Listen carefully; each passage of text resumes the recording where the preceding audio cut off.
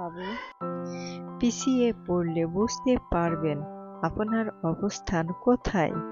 আত্মীয় স্বজন, বন্ধু বান্ধব, এমনকি নিজ পরিবারের কাছেও নিগৃহীত হবেন। হ্যালো এভরিওয়ান, আসসালামু আলাইকুম। Welcome back to my channel. কেমন আছেন সবাই?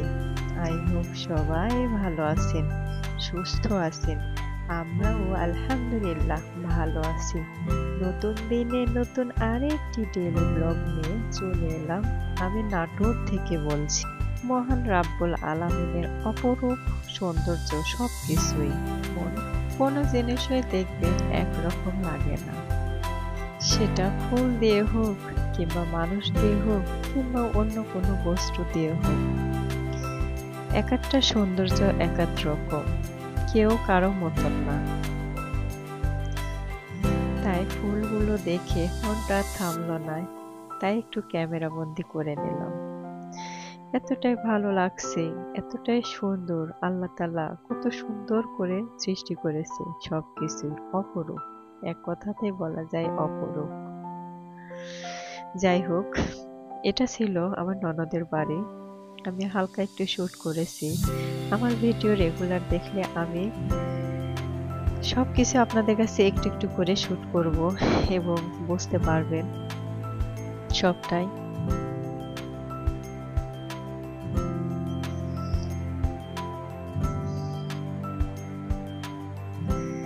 তে এই তো শাশুড়ি মা দেখছি, এটা আপনারা কি বলেন জানি না, কিন্তু আমরা রায় ভাষাতে চিনি, এটার নাম রায়। সরিষা আছে আরেক রকম, কিন্তু এটা রায়। তো দেখছি রোদে দিয়েছিল নাকি, যেটা একটু পরিষ্কার লাগলো, চকচক করছে, ওটা একটু ধুয়ে দিয়েছে। আর যদিও রায়গুলো পুরাতন, তো তাই আমি হাতে নিয়ে বলতেছি একটু ধুলা ধুলা লাগছে, এগুলো একটু পরিষ্কার করে মানে ভাঙাবে, তেল করবে আর কি। তাই বললাম যে এগুলো পরিষ্কার করে দিলে সুন্দর হবে। তাই বললো শাশুড়ি আম্মা যে হ্যাঁ পরিষ্কার করে দেব। এই তো আমি আসছি এখানে, বেশি দূরে না, নিকটেই, যদিও 2-3 বাড়ির পরে আর কি বাড়িটা। তো এই বাড়িতে, এটা পুরাতন বাড়ি, এই বাড়িতে আমার যখন বিয়ে হয় তখন কিন্তু আমি এখানে এসেছিলাম, এখানে আর কি ছিলাম। মানে কত বছর, অনেকগুলো বছরই এখানে পার করছিলাম। তো সেটা আমি একটু একটু করে শেয়ার করব, যদিও আমি সম্পূর্ণ করতে পারবো না। এই যে ঘরটা দেখছেন, এটা আমার শাশুড়ি আমারে ছিল এক সময়। ওনারা এই ঘরে থাকতো, মানে আর এই সাইডে যে জায়গাটা ছিল, ওই জায়গাতেই, মানে এই সাইডে ছিল ঘরগুলো, যদিও নাই এখানেই ছিল। সে আমাদের ছোট্ট একটা ঘর ছিল। এখানে আসার পর আর কি দৃশ্যগুলা দেখে মানে সবকিছু আমি ছুঁয়ে দিচ্ছি, আর মনে হচ্ছে সেই পাস্টের কথা, যে এখানেই ছিলাম, এখানেই চলছিলাম। এখন নতুন করে যদি ওখানে যাই, কিন্তু পুরাতনের মায়া কিন্তু কিছুতেই ত্যাগ করা যায় না। সবকিছু মানে আঁকড়িয়ে ধরে থাকে, যে টিউবওয়েলটা সবকিছুই আছে, কিন্তু আমরা আর কি এখানে নাই, একটু দূরে চলে গেছি। এটাই আর কি পার্থক্য। তো এখন জীবন তো এমনই, কোনো কিছু তো মানে স্তব্ধ হয়ে থাকবে না, ওটা তো চলমান, চলতেই হবে, সেটার সাথে সাথে আমাদের চলে যেতে হবে, এটাই আর কি নিয়ম। বারবার আমি দেখাচ্ছি, মানে দেখছি জিনিসগুলো, আর মনে হচ্ছে ওই একই শব্দ, যে খুব পরিচিত, সবটাই মনে হয় হাতের ছোঁয়া, হাতের স্পর্শ। এই সুপারি গাছগুলা দেখছেন, আমার বড় ছেলেটা যখন ছোট তখন কিন্তু আমি লাগিয়েছিলাম। এই পারে নারকেল গাছটা ছিল, এগুলো আমি লাগাইছিলাম। আমি কিন্তু ভিডিওতে আমি বলি যে আমি মানে বৃক্ষরোপণ যেটা বলেন, কৃষিকাজ আমি খুব পছন্দ করি, আমার খুবই ভালো লাগে। যাই হোক, তো বাছুরটার একটু আমি আনন্দ দেখছিলাম। বাছুরটা মানে আমি এদিকে যে আসছি, ওরা আমার সঙ্গে সঙ্গে এদিকে চলে আসছে। এই তো তো ওখানে থেকে আসার পরে আমি মানে সন্ধ্যার আজানের পরে আমি বাবু সামনে তারপরে সন্ধ্যার পর পরে আমি বসে পড়েছি রান্নার কাজে। তো আজকের রান্না যদিও বেশি কিছু করব না, হালকাই করব, কারণ রাতের খাওয়া বলে কথা, রাতে তো বেশি আর খাওয়া লাগে না, তাই আর কি অল্প করে আমি করলা ভাজি করব। বড় ছেলেটা ওর নানার বাসায় গেছে, আর আমি আমার ছোট মেয়ে আর হলো আপনার ভাই। তো আপনার ভাই সারাদিন দেখা যাচ্ছে বাড়িতে থাকে না, এখানে ওখানে, মানে ওই এমনই এক কথাতে প্রকাশ। আসছে শনিবারের দিন, আমি তো বলছিলাম একটু তে আসার পরে ওই এমনই এখানে ওখানে সবখানে শুধু দৌড়াদৌড়ি ছোটাছুটি, বাড়িতে তো তেমন ভাবে থাকে না, তো কি আর খাবে। তো আমরা আর কি খাইতে পারি, মেয়ে মা আর মেয়ে, বেশি রান্না করলে নষ্ট হয়। তো এই করলাটা কিন্তু আমি দেখাইছিলাম যে আমার বাবার বাসা থেকে আসার সময় আমার চাচা নিজ গাছ থেকে দিয়েছিল। আমার ভিডিওটা যে আপু ভাইয়েরা দেখেন তারা হয়তো বা বুঝতে পারবেন। তে করলাটা অনেক বড়, মানে গাছের করলা, ওষুধ ছাড়া, মানে আমি দেখে তো অবাক, এত বড় বড় করলা কিভাবে ধরে, কিভাবে হয়। তো মাশাআল্লাহ সবকিছু আল্লাহর নিয়ামত আর কি। তে আমি কুটে নিলাম, আর যখন পরিষ্কার করবো, মানে পানি দিয়ে যখন ধুবো, তখন ওই বিচিগুলা কিন্তু আমি ফেলে দিব। তো আমি করলাটা আপনাদের কাছে আর একটু অ্যাড করলাম। তে করলার ভিতরে কয়েকটা আমি আলু দিব। আজ আলু আর হলো করলা দিয়ে আমি ভাজিটা করব। আর তাছাড়া এই ভাজিটা কিন্তু নাম ভাজিও না, মানে আমার শাশুড়িরা যদিও ঢাকায়া, তো ওনাদের ভাষাতে কিছু কিছু খাবার বলেন, যে যেটা বলেন ওনারা এই করলাটা বলে হলো মানে আলা বেরান বলে।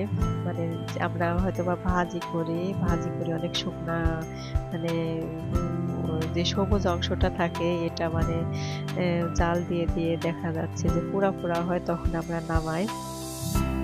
কিন্তু আমি এখানে আসার পরে দেখলাম ওনারা করলার কালারটা যে সবুজ অংশ সবুজটাই থাকে, মানে হালকা, মানে এটা হালকা একটু সিদ্ধ হলে ওরা নামায় ফেললাই, ওটাই নাকি অনেক সুস্বাদু লাগে। তো যাই হোক, প্রথমে ভালো লাগতো না খাইতে, তো এখন আর কি অভ্যাস হয়ে গেছি। কথা বলে না যে অভ্যাসে দাস, তো ঠিক তেমনটাই মেয়েদের যেখানে যাইতে হয় সেখানে আর কি মানিয়ে নিতে হয়, চলতে হয়, কিছু করার নেই। আমার ভিডিওটা আপনারা দেখলে আমি অনেক কিছু শেয়ার করতে পারবো, বলতে পারবো, আর না দেখলে তেমন ভাবে আমার বুঝতে তো পারবেন না। তো এই তো কথা বলতে বলতে চলে আসছি আমি আটার কাছে।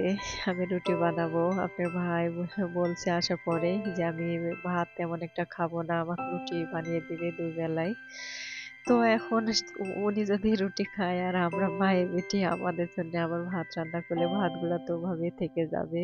তে মেয়েকেও আমি ম্যানেজ করছি যে আম্মু কি বলবো, আর ছোট দিন দেখা যাচ্ছে আমি যে কোনো এক বেলা যদি আমি রান্না করি ওই খাবারটা কিন্তু থাকে, অল্প করে রান্না করলে ওটা একটু থাকে। তো আপনাদের ভাইয়ের জন্য আমি রুটি বানাচ্ছি, তো একটু বেশি করে নিয়েছি। শাশুড়ি মা আছে, তে এখন আমার আবার আছে যে যতই হোক মানে ওনারা ওনাদের ইচ্ছা মতন, মানে কখনো এখানে থাকে কখনো ওখানে থাকে। এখন মেয়ে আসছে, মেয়ে যদি একা থাকে তাহলে বাবা মার তো খারাপ লাগে, তো সেই কারণে দেখা যাচ্ছে ওখানে থাকে এখানে থাকে। তো এখন সন্ধ্যাবেলা আমার শাশুড়ি মা আসছে আর আমার ননদের মেয়ে আসছে, তো আমি আটাগুলা অনেকগুলাই নিয়েছি, রুটি বানিয়ে শাশুড়ি মাকে দিব, ওনারা খাবে, শ্বশুর আছে ননদ আছে ওনারা খাবে, আর হলো আপনার ভাইয়ের জন্য রাখবো, যে কয়েকটা থাকে ওই কয়েকটাই এনাফ। আর একটু ভাত আছে, মানে ঠান্ডা ভাত আমি হালকা গরম করে কিন্তু আমরা বাইরে খেয়ে নেব। এই তো কথা বলতে বলতে কিন্তু অনেক দূরে চলে আসছি। তে আমি যেটা বললাম যে করলা, সে করলার আলাবেরাটাই আমি করব আজকে, আপনারা অবশ্যই দেখবেন।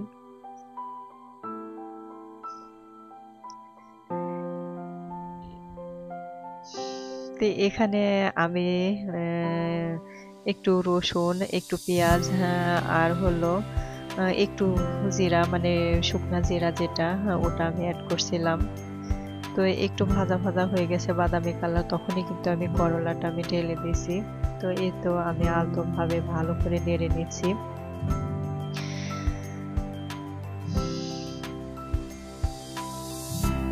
নেড়ে চেড়ে আমি ভালোভাবে মিশিয়ে নেব। আর তার আগে আমি একটু বলে নেই, আমার ভিডিওটা যে যেখান থেকে দেখছেন আপু ভাইয়ারা, প্লিজ একটা লাইক অবশ্যই দিবেন। আর চ্যানেলে যদি নতুন হয়ে থাকেন অবশ্যই একটা সাবস্ক্রাইব দিবেন। তাছাড়া আমার ভিডিওটা কেমন হয়েছে জানি না, অবশ্যই আপনারা আমার কমেন্টের মাধ্যমে জানাবেন, আমি অনেক খুশি হব, কারণ কমেন্ট করতে আমার অনেক ভালো লাগে। তো এই তো দেখছেন মানে নাড়াচাড়া করে তারপর আমি একটু হালকা পানি দিয়ে নিয়েছি। এখানে যদি আমার শাশুড়ি মা ছিল, আমি উনাকে বলছি যে আম্মা আমি কিভাবে করব বলে দেন। তে একটু পানি দিতে বললো, তার ইয়াতে আমি পানি দিলাম। তে আবারও সারাটা উঠিয়ে আবার একটু নাড়াচাড়া করে দিচ্ছি। আর আরেকটা কথা, মানে এই রান্নাটা করতে হলে চুলার জাল কিন্তু অনেক জোরে দিতে হবে। দেখেন আমি বাঁশের ফালটা বলে সেটা দিয়েছি, তাছাড়াও আরেকটা খড়ি দিয়েছি, দিয়ে আমি জোরে জোরে জাল দিয়ে নিচ্ছি। মানে এটা তাক মতন যদি হয়, এটা এতই স্বাদ লাগে খেতে, মানে আপনাদেরকে আমি বুঝিয়ে বলতে পারবো না। আপনারা বাসাতে অবশ্যই ট্রাই করবেন, দেখবেন অনেক স্বাদ লাগে। তো এই তো আমি নাড়াচাড়া করে নিচ্ছি। আর জাল যে জড়িয়ে দিয়েছি ওটার মাঝে কিন্তু করলাটা মানে 100-র মধ্যে 90% আমার সিদ্ধ হয়ে গেছে, মানে ফুল সিদ্ধ করব না, একটু শক্ত শক্ত থাকবে। এই আলাবেরানের মানে নিয়মটাই তাই। তাই আর কি আমি একটু নাড়াচাড়া করে নিচ্ছি। আর তাছাড়া আমি একটু টিপ দিয়ে দেখলাম হয়েছে নাকি, তো দেখলাম যে না, মোটামুটি হয়ে গেছে। তো এই তো দেখেন আমার আলাবেরানটা কমপ্লিট হয়ে গেছে।